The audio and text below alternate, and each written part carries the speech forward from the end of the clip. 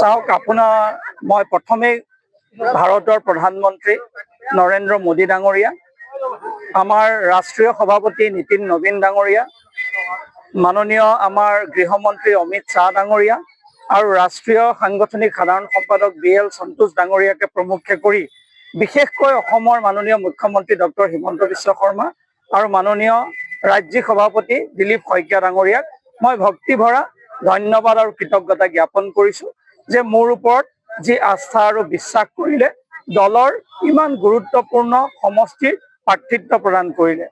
মই মোৰ শুভাকাংক্ষী পৰিয়ালবৰ্গ আৰু দলীয় সমূহ সতীৰ্থলৈ মই কৃতজ্ঞতা জ্ঞাপন কৰিছোঁ। তেখেতসকলে যি মৰম আদৰ আৰু আন্তৰিকতাৰে আজি পৰ্যন্ত মোক সামাজিক জীৱনত, ৰাজনৈতিক জীৱনত যি আশীৰ্বাদ কৰি আজি পৰ্যন্ত সমাজৰ লগত জড়িত কৰি ৰাখিলে, মই তেখেতসকললৈ ধন্যবাদ আৰু কৃতজ্ঞতা জ্ঞাপন কৰিছোঁ।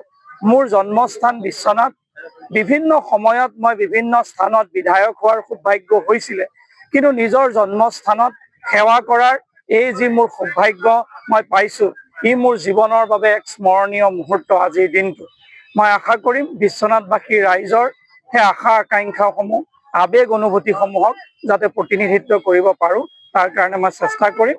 আৰু মই প্ৰতিগৰাকী বিশ্বনাথবাসী ৰাইজলৈ মই ভক্তি ভৰা কৃতজ্ঞতা জ্ঞাপন কৰিছোঁ। তেখেতসকলৰ পৰা আশীৰ্বাদ কামনা কৰিছোঁ যাতে এগৰাকী পৰিয়ালৰ সদস্য হিচাপে ভৱিষ্যত দিনত ডক্টৰ হিমন্ত বিশ্ব শৰ্মাই সংকল্পিত যি এক সমৃদ্ধশালী অসম, সমৃদ্ধশালী বিশ্বনাথ নিৰ্মাণৰ সেই তাক বাস্তৱ ৰূপ দিব পাৰোঁ, তাৰ বাবে মই এগৰাকী সহযাত্ৰী হিচাপে কাম কৰিবলৈ চেষ্টা কৰিম।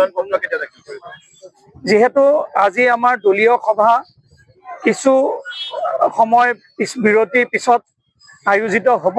দলীয় সভাত যিহেতু আমাৰ জিলা সভাপতি থাকিব, মণ্ডল সভাপতিসকল থাকিব, দলীয় সতীৰ্থসকল থাকিব, সকলোৰ লগত আলাপ আলোচনা কৰি আমি দিন ধাৰ্য কৰিম আৰু সেই অনুসাৰে আপোনালোকক অৱগত কৰিম। কিন্তু আমি প্ৰাৰম্ভিক যি চৰ্চা কৰিছিলোঁ, খুব সম্ভৱ 23 তাৰিখ হোৱাটো সম্ভাৱনা আছে, 23 মাৰ্চ। সেইটো কাৰণে আমি 23 তাৰিখৰ বাবে আমি অপেক্ষা কৰিছোঁ।